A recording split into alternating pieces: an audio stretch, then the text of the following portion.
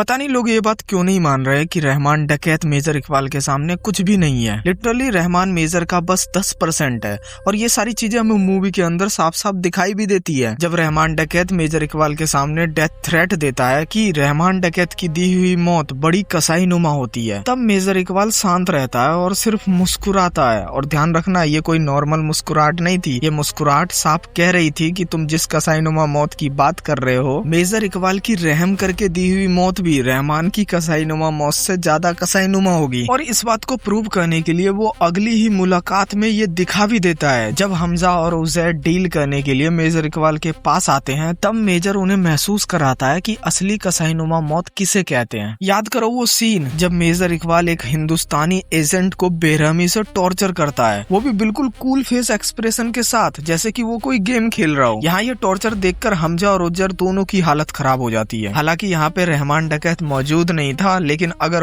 होता तो शायद वो भी एक पल के लिए घबरा जाते। खैर, आज की इस वीडियो में हम मेनली यही बात करेंगे कि आखिर क्यों मेजर इकबाल रहमान डकैत के कंपैरिजन में सबसे बड़ा थ्रेट है और आखिर क्यों रहमान मेजर इकबाल के सामने सिर्फ 10% महसूस होता है। आइए जानते हैं डिटेल्स में।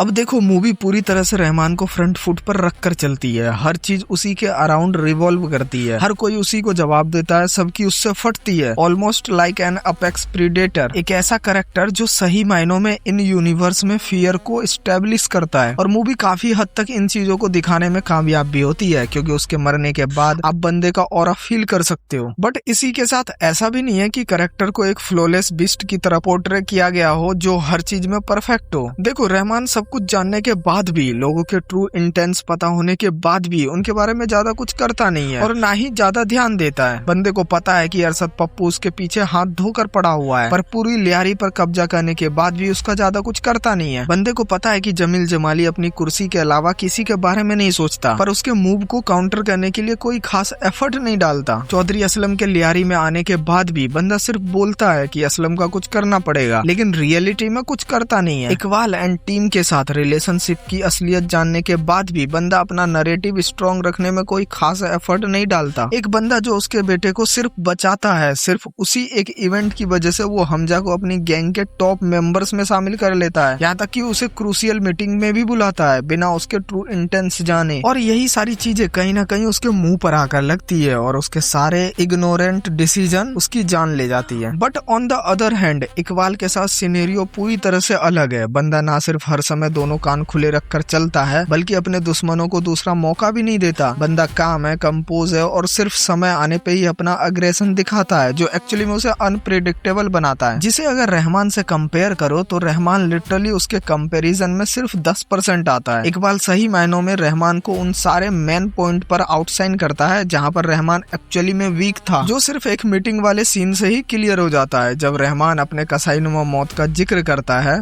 रहमान डकैत की दी हुई मौत बड़ी कसाईनुमा होती है, और इकबाल सिर्फ शांति से सुनता है और मुस्कुराता है, ये जानते हुए भी कि उसकी रहम करके दी हुई मौत भी रहमान की कसाईनुमा मौत से ज्यादा कसाईनुमा होगी। इंडियन स्पाई के टॉर्चर को इतना ब्रूटल, मर्सीलेस और पेनफुल दिखाकर और जानबूझकर वो पूरा मंजर, उज्जर और हमजा को दिखाकर वो एक तरह का ये शोकेस करता है कि रहमान को इस बारे में जरूर बता देना कि उसकी कसाईनुमा मौत की यहाँ कोई इज्जत नहीं है। तुम्हें क्या लगता है, बंदा दोनों के अंदर आते ही उनसे क्यों पूछता है कि रहमान नहीं आए? क्या वो रहमान से मिलने के लिए बेकरार था? नहीं, बंदा पूरी प्लानिंग करके बैठा था रहमान को बताने के लिए कि जिनसे उसका पाला पड़ा है वो उसके बाप हैं। रहमान और उज्जैर की सारी बातें बंदा यूं ही शांत रहकर नहीं सुन रहा था, वो कहीं ना कहीं प्लानिंग कर रहा था कि इनको इनकी औकात दिखानी होगी। और अगर टेक्निकल पॉइंट ऑफ व्यू से चीजों को देखो तो रहमान सिर्फ एक low level limited to a town gangster है, जिसकी पावर सिर्फ लियारी तक लिमिटेड है, जबकि मेजर इकबाल लिटरली ISI है। बंदे का खौफ सिर्फ कराची तक नहीं है, बल्कि अराउंड द वर्ल्ड है। अनऑफिशियली रहमान को जितने कसाईनुमा मौत के तरीके पता होंगे, इकबाल ने अपने पूरे करियर में उससे ज्यादा इंट्रोगेशन में इस्तेमाल किया होगा। इकबाल को उसकी जरूरत इसलिए थी क्योंकि वो बलोचों से असली अमेरिकन और रशियन फायर आर्म्स दिलवा सकता था, वरना मेजर इकबाल जैसे हाई रैंकिंग ऑफिसर रहमान डकैत जैसे गुंडे के साथ आखिर क्यों इंटरेक्ट करेगा। और यही गैंगस्टर और ISI वाले फर्क इस पूरे कंट्राडिक्शन को एस्टेब्लिश करता है। हमजा अब सिर्फ एक लोकल गैंगस्टर के साथ डील नहीं कर रहा था जो अपनी इग्नोरेंस में आकर अपना गार्ड डाउन करके क्रूशियल इंफॉर्मेशन ऐसे उसके हाथ में थमा देगा। वो एक हार्डकोर ISI एजेंट के साथ डील कर रहा था, जिसे एक किलिंग मशीन की तरह सोचने के लिए ट्रेन किया गया है। हमजा के हर मैनिपुलेशन, हर चाल का जवाब होगा बंदे के पास। और अगर सोच कर देखो तो ये एज गैप भी स्टेब्लिश करता है कि जितनी ट्रिक्स हमजा ने अपनी रो और पारा SP के ट्रेनिंग में सीख कर आया है, इकबाल वो सब अप्लाई करके छोड़ चुका है। He knows everything. उसे पता है स्पाई कैसे होते हैं, लूप होल्स कहाँ मिलते हैं और स्पाई को पकड़ा कैसे जाता है। रहमान डकैत वाज इजिली मैनिपुलेटेबल। बंदा अपने अराउंड मौजूद थ्रेट्स को लेकर इग्नोरेंट था, पर इकबाल उन्हीं थ्रेट्स से एक्सप्रेशन लेस मैनर में डील करता है। लेकिन ये कंपैरिजन धुरंधर के पार्ट 1 के अकॉर्डिंग था, बट जब हम धुरंधर का पार्ट 2 में मेजर इकबाल को देखते हैं तो मेजर इकबाल रहता ही नहीं है। जिस आदमी ने पार्ट 1 में एक एजेंट का चेहरा हुक से खींच लिया था क्योंकि उसके बाकी एजेंट का पता लगाना था, इतना ऑब्जर्वेंट और पैरानोइड था, लेकिन इसे अब असलम के मरने पे डाउट नहीं होता, हमजा के अचानक ऊपर आने पे डाउट नहीं होता। इनफैक्ट अननोन गनमैन इसके देश में घुसकर इसके ही आदमियों को मारते हैं और इसके चेहरे पे उन्हें पकड़ने की कोई अर्जेंसी भी नहीं दिखती, शक तक नहीं होता। सीरियसली